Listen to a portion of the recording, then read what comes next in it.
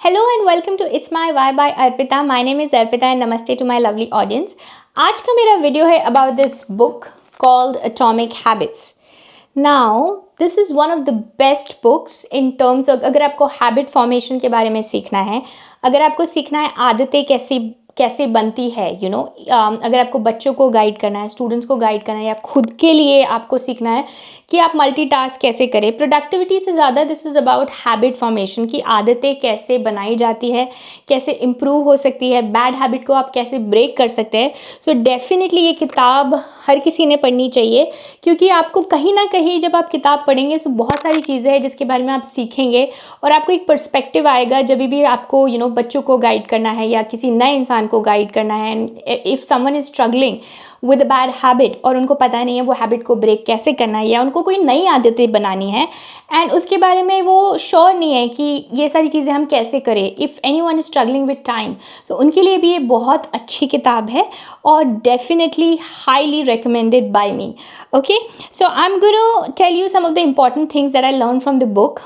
So definitely मैं सारी की सारी किताब तो नहीं शेयर करूँगी क्योंकि I want you to read this book क्योंकि जब आप इसमें बहुत सारे चैप्टर्स हैं सो बहुत सारी इंटरेस्टिंग चीज़ें हैं पर एक कोर कॉन्सेप्ट, एक आइडिया जो वीडियो देखने के बाद आप डेफिनेटली आप चाहेंगे कि आप बुक खरीदें. अगर आपको किसी को गिफ्ट करनी है ये बहुत ही अच्छा गिफ्ट प्रूव हो सकता है जो किसी की लाइफ में बहुत इम्पैक्ट कर सकता है, हेल्प कर सकता है. So it can be like a really good thing to gift if you are not sure what to gift a friend और a colleague. So let's begin. So I've made the pointers, so I'm just going to start with the core concept. First thing, so I'll talk about 5 things जो मुझे बहुत अच्छी लगी इस किताब से. तो पहली जो चीज़ है वो है ये 1% rule. Okay, so basically before I tell you about this 1% rule, I'm going to tell you atomic habits जो होता है. atomic means कोई चीज़ बहुत जो छोटी है, टाइनी है, विजिबल नहीं है, इतनी जो हमारे एटम्स होते हैं बॉडी में जो बहुत क्लियर भी नहीं है, बहुत छोटी है. और हैबिट्स का मतलब होता है आदतें. सो ऐसी छोटी छोटी चीज़ जो हम करके एक जो आदतें हैं जो हम अच्छी आदतें बना सकते हैं और एक छोटी छोटी चीज़ अगर हम रेगुलरली कंसिस्टेंटली करेंगे तो एक अच्छा सा बड़ा सा जो रिज़ल्ट हमको बेहतरीन सा रिज़ल्ट एंड में मिल सकता है. उसी के बारे में एक किताब है एटॉमिक हैबिट्स. ठीक है, सो इसकी जो 5 चीज़ें मुझे बहुत अच्छी लगी I am going to share with you all. Number 1 thing that I love from the book is the 1% rule. इसका मतलब है अगर इसके लिए आपको ये मुझे दिखाना ज़रूरी है 1% रूल विच मीन्स कि अगर आप 1% हर रोज़ बेटर होते जाएंगे, 1%, 1.01 to the power 365 is 37 which means कि आप 1% हर दिन अगर आप बेटर होते गए या ग्रो होते गए और आपकी आदतें वो बेटर होती गई तो bye the end of the year आप 37 टाइम्स ग्रो हो चुके होंगे एज अ पर्सन और आप बेटर हो चुके होंगे सो that is like a big thing. और उसी के ऑपोजिट में अगर आप when you see this equation, so 0.99 to the power 365 is 0.03. so अगर आप 1% से या 1% से या 0.99% से इफ़ यू बिकम वर्स, ठीक है, इसका इन्वर्जन हो गया. अगर 1% से आप ग्रो कर रहे हैं उसी के ऑपोजिट में 1% से आप कम होते जा रहे हैं हर दिन हर दिन हर दिन हर दिन. So by the end of the year आप almost you will be nothing like 0.03. so nothing, आपने कुछ भी ग्रो नहीं किया होगा. सो अगर इसका एक और है, अगर आप 1 से उसको रिप्लेस करेंगे, सो अगर मान लो कि आप 100 थे, so by the end of the year आप 3 बच जाएंगे, 3% you'll be left which is like nothing. so that is the power of this 1% rule. इसमें एक कुछ कोट्स है जो मैंने मेंशन की है, जो जेम्स क्लियर है उन्होंने इस बुक में लिखी है कोट जो है habits are the compound interest of self improvement. अगर आपको कोई चीज़ के आपको कोई चीज़ सीखनी है, कोई आदत लगानी है, लेट्स से कि आपको किताब पढ़ने की आदत लगानी है, तो अगर आप एक किताब लेके बैठ जाएंगे और आप बोलेंगे नहीं मुझे 2 दिन में ये किताब ख़त्म करनी है, ठीक है, तो उस तरीके से आपको लगेगा यार ये तो बहुत डिफ़िकल्ट है सो अगर वो डिफ़िकल्ट होने की वजह से फिर आप कंसिस्टेंटली वो नहीं करेंगे और वो आदत आपकी छूट जाएगी. Whereas इसके ऑपोजिट में अगर आप 1% every day, instead of let's say it's a 200 page book और आप हर दिन 2 पेज पढ़ रहे हैं, सो इट्स नॉट अबाउट कितना अमाउंट, क्वांटिटी के बारे में नहीं है, 2 पेज लेकिन आप रोज़ पढ़ रहे हैं, लगातार पढ़ रहे हैं और आप बीच में आप उसको स्किप नहीं कर रहे, आप रेगुलरली वो 2 पेज रोज़ पढ़ रहे हो और आपको लग रहा है तो आसान है, एंड देन आपको रियलाइज़ भी नहीं हुआ, लेकिन धीरे धीरे धीरे धीरे करके आपको किताब पढ़ने की आदत हो चुकी है, so it's about that. So there's another quote in this book which says, time magnifies the margin between success and failure. It will multiply whatever you feed it. Good habits make time your ally and bad habits make time your enemy. So आप time जो है इसमें आप जो चीज़ उसको feed करेंगे, अगर आप अच्छी आदतें ग्रो करना चाहते हैं तो आपको अच्छी चीज़ हर रोज़ करनी पड़ेगी, वही अगर आप बुरी आदतें हर रोज़ करेंगे तो आपको टाइम आपका एनिमी होगा, so it will make bad habits make time your, so समय आपका दुश्मन होगा लेकिन समय आपका दोस्त हो सकता है अगर आप उस समय को एक अच्छी आदत के लिए, रोज़ बेटर होने के लिए यूज़ करेंगे तो. Okay, so that was the number 1 concept from this book. Okay, so the second concept which I loved, so I'm gonna draw here. Okay, I hope you can see it.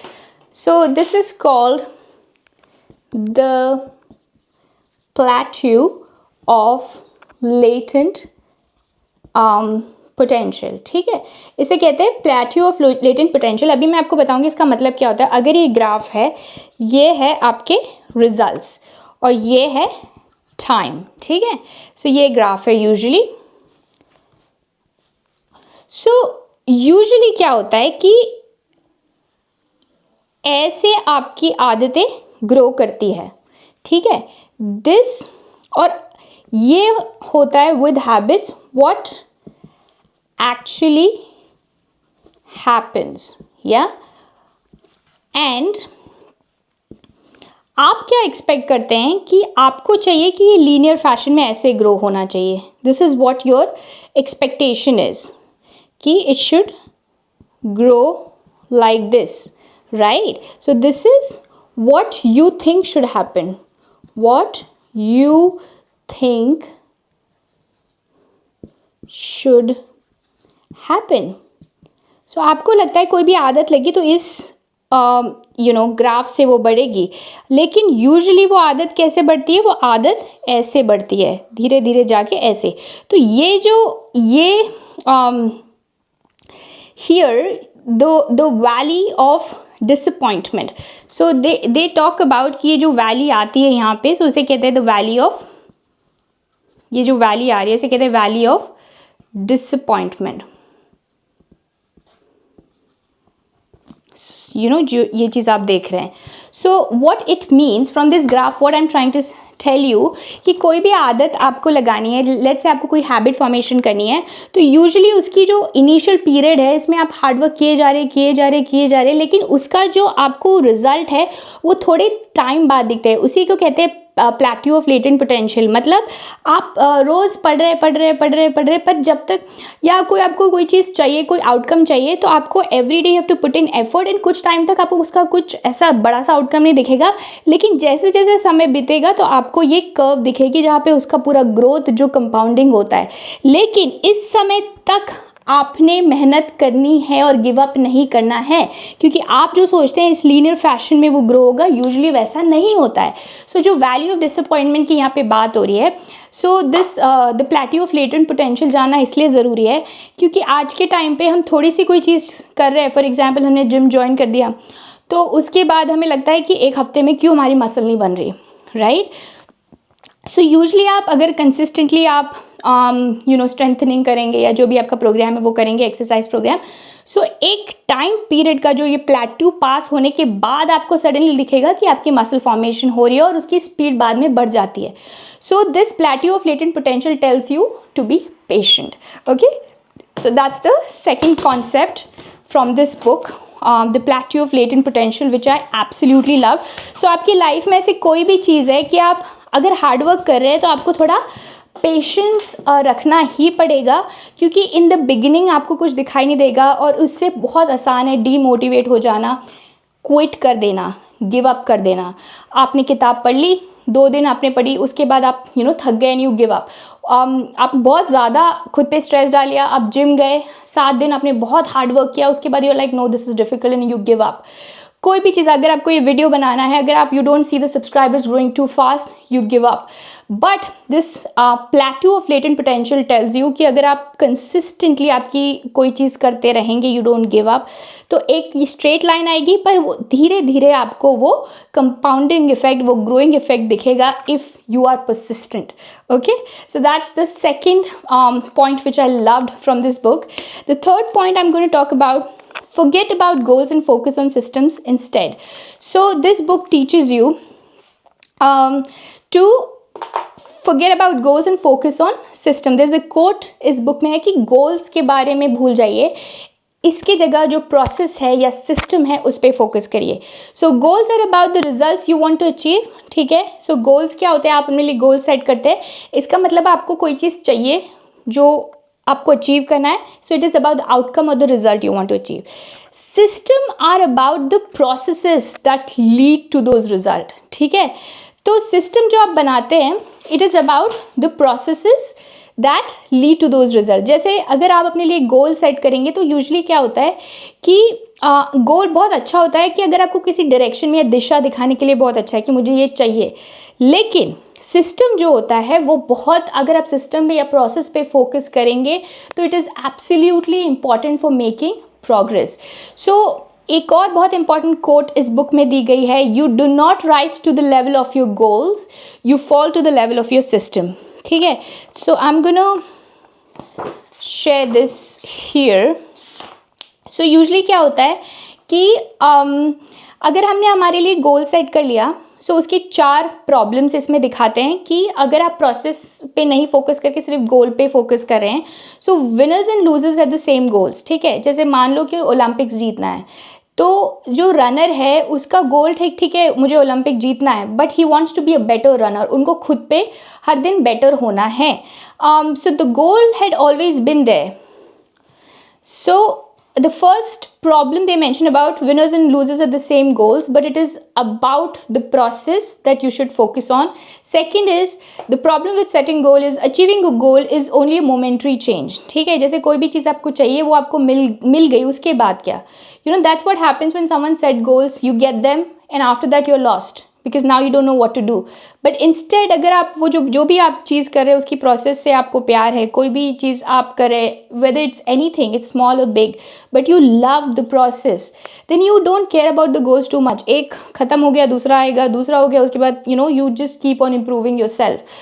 So achieving a goal जो होता है ये temporary होता है. ठीक है, third problem with goals is goal restrict your happiness. क्योंकि क्या होता है कि अगर हमने हमारे लिए कोई गोल सेट कर लिया, so usually what happens is कि हम सोचते हैं कि once I reach that goal I will be happy. तो आप सोचते हो वो गोल मिल जाने के बाद मैं खुश रहूँगा या रहूँगी, पर अगर it's not about restricting your happiness. when you reach a certain level you should be happy throughout. अगर आप पूरी अपनी जर्नी इंजॉय करें, प्रोसेस इंजॉय करें, so you are just generally happy. आज आप खुश है, you are not waiting for the future कि मुझे वो मिलेगा तब मैं खुश हो जाऊँगा या हो जाऊँगी, बट आप आज खुश रहेंगे जब आप प्रोसेस को इंजॉय करने लगते हैं. Fourth problem is goals are at odds with long term progress. So इसमें बहुत ही अच्छी लाइन जो लिखी हुई है, which I am gonna read. The purpose of setting goals is to win the game. ठीक है, the purpose of building system is to continue playing the game. ये बहुत ही इंपॉर्टेंट लाइन है जो आपने सुनी चाहिए कि the purpose of setting goals is to win the game, the purpose of building system is to continue playing the game. अभी आपको गोल सेट कर लिया, आपने वो गेम जीत गए, ठीक है, इसलिए गोल होते हैं कि आप जीत गए, लेकिन मुझे गेम में रहना है, right? You want to be in the game. आपको वो गेम क्विट करना ही नहीं है. We don't want to quit the game, we want to be there and we want to enjoy the game, and that's why you should focus on the system instead of setting the goals for yourself, which was a beautiful takeaway from this book that I absolutely loved. Okay, number 4th point. Okay, now this is also a beautiful takeaway from this book, which I'm gonna tell you in a minute. Is the 4th takeaway from the book is there are 3 layers of behavior change. All right, so it talks about 3 layers of behavior change. 3 layers of behavior change. So it's very simple, बहुत simple concept है, excuse my drawing, but ये concept ये है कि 3 layer होते हैं. Okay, just give me a second.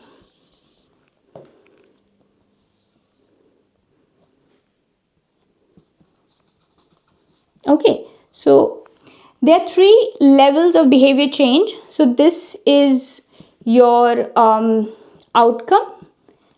ठीक है, ये है आपकी प्रोसेस और ये है आपकी आइडेंटिटी. तो यूजुअली क्या होता है, so outcome is about what you get. ठीक है, आउटकम क्या होता है, it's about what you get. Process about what you do.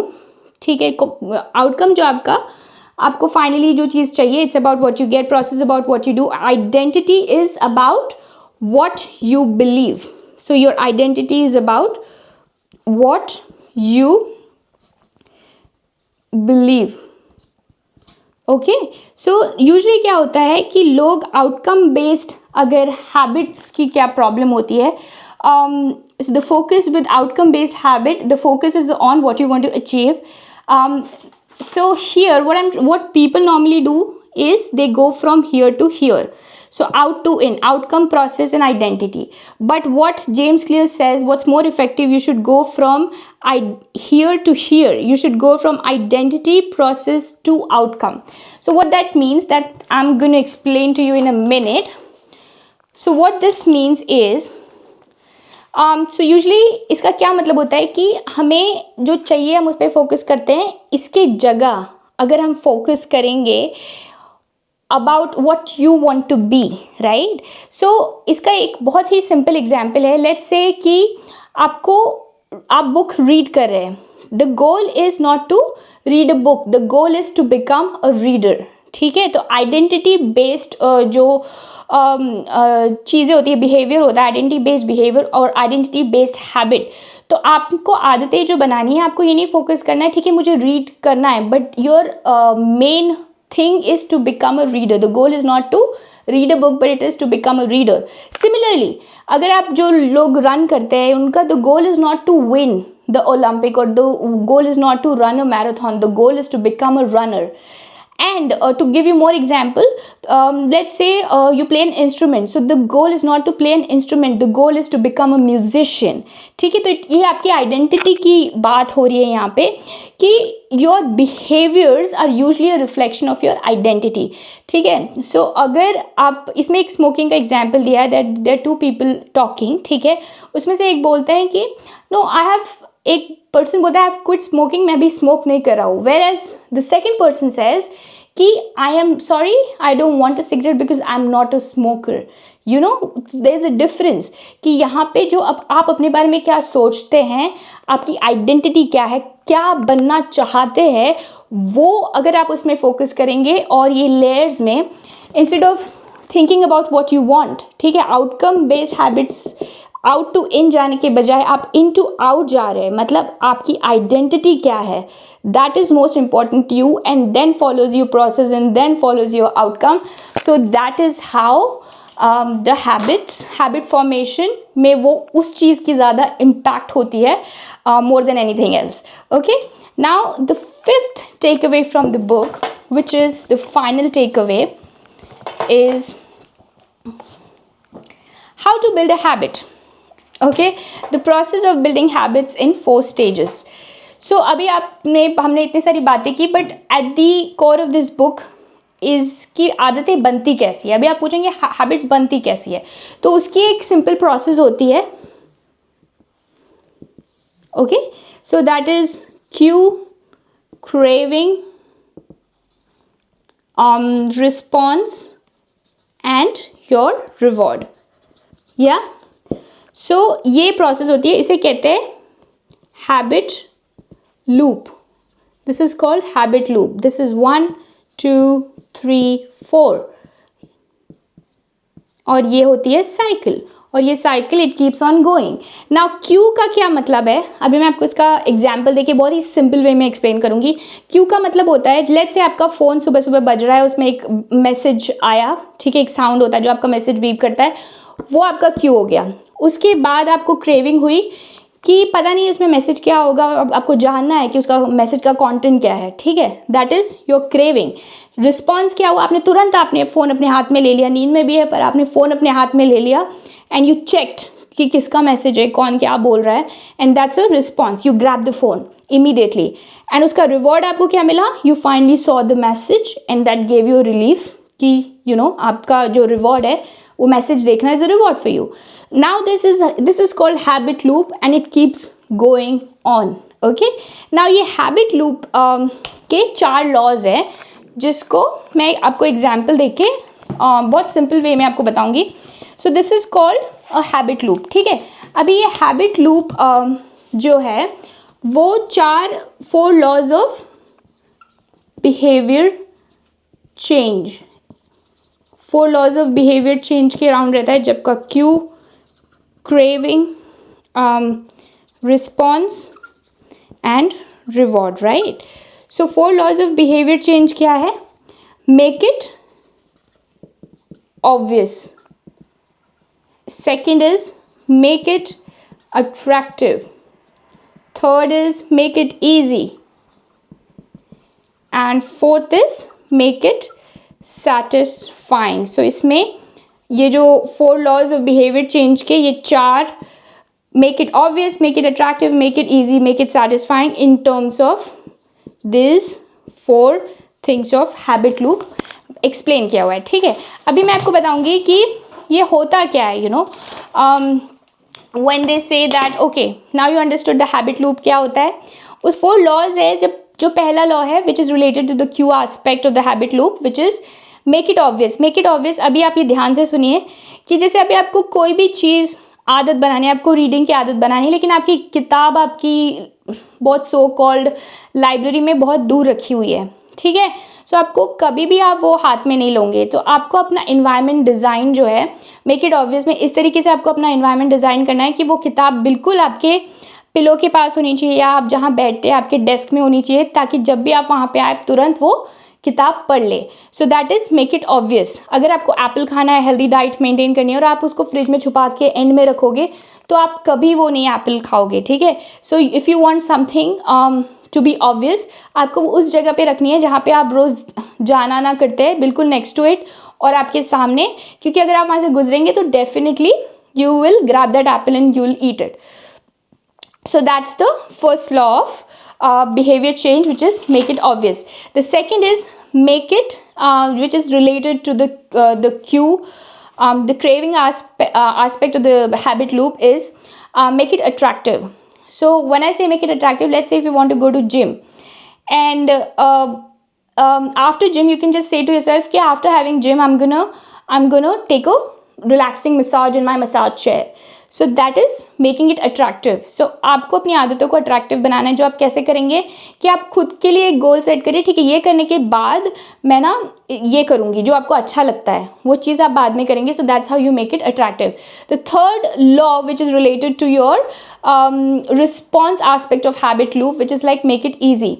तो अगर आपको कोई चीज़ बहुत ही जैसे कि अगर आपको वीडियो बनाना है, फॉर एग्जांपल मुझे वीडियो बनाना है, तो मैं अगर ऐसे बहुत कॉम्प्लिकेटेड रोज आके सेटअप कर रही हूँ, कैमरा लगा रही हूँ, ये लगा रही हूँ, सो आई हैव ऑटोमेटिक सेटअप, जो मेरा रूम डिसाइडेड है, कहाँ मुझे बैठना डिसाइडेड है, मेरी लाइट्स मैं बिल्कुल प्लग इन करके स्टार्ट कर देती हूँ। सो आपको उसको, अगर आपको वो चीज़ आदत रोज़ रोज़ करनी है और कंसिस्टेंटली करनी है, तो आपको उसको आसान बनाना पड़ेगा उस आदत को, ठीक है। तो क्योंकि अगर डिफ़िकल्ट होगी तो आप उसको रिपीट नहीं करेंगे। Okay, so that's the third which is make it easy. And the fourth law is reward. So the cardinal rule of behavior change, what is immediately rewarded is repeated, what is immediately punished is avoided. So what basically कि अगर आपको reward कोई चीज़ का मिल रहा है, जैसे कि आप खुद के लिए सेट करिए कि इफ़ आई हैव, जैसे आपको हेल्दी मील फॉलो करना है, हेल्दी डाइट आप फॉलो करें, उसके बाद लेट्स से जो भी आपको चीज़ पसंद है आपकी डाइट में, you will have that once you stick to your goals. or let's say if I make this video, after this I'm going to relax or read whatever I want, you know. So you want to make it, you want to have that reward. आपको immediate gratification, immediate जो reward मिलता है, immediate gratification होता है, वो चाहिए होगा in order for that habit to sustain. So fourth law यही है, you have to get that reward in what ever way you can. जैसे कि अगर आप जिम पे जा रहे हो, उसके बाद लेट्स से आप बोल रहे हैं कि मैं immediately you know I swim and then I read a book. So whatever you like doing, और let's say you are setting up, so if something difficult that you have set up for yourself, you immediately say that once I do that I'll get whatever you love after that. So that's a reward you're getting. Okay, so that is the fourth aspect, which is getting a reward. So that's the fourth law of behavior change. और अगर इसी को आप यही सारी laws को inverse कर देंगे, रिवर्स कर देंगे, तो उस तरीके से ये हैबिट फॉर्मेशन के लिए 4 चीज़ें आप करेंगे. क्यू, क्रेविंग, रिस्पॉन्स, रिवॉर्ड को you are gonna make it obvious, make it attractive, make it easy and make it satisfying. अगर आप एक हैबिट को ब्रेक करना चाहते हैं तो आप इसका इन्वर्स कर देंगे, बिल्कुल उल्टा कर देंगे, इन्वर्जन ऑफ दीज लॉज. अगर आपको कोई हैबिट को ब्रेक करना है, बैड हैबिट को ब्रेक करना है, तो आप इसका इन्वर्स कैसे करेंगे? You make it invisible, you make it unattractive, you make it difficult, and you make it unsatisfying. Okay, so this was like the core idea of this book. So I hope इस video से आपको कुछ सीखने को मिला हो, क्योंकि मुझे तो इस किताब से बहुत कुछ सीखने को मिला है. एंड इसको पढ़ने के बाद आप डेफिनेटली अपनी जो इन्वायरमेंट डिज़ाइन हो, या आपकी हैबिट फॉर्मेशन हो, या इसके में जो क्यू, क्रेविंग, जो हैबिट लूप के बारे में हो, आप डेफिनेटली अपनी लाइफ में कुछ ना कुछ तो आप immediately apply करेंगे. So I'm going to suggest that you read this book straight away. If you like the book, if you like this book, and if you like the video, give it a thumbs up, comment, share and subscribe. I will see you in my next video. Till then, goodbye.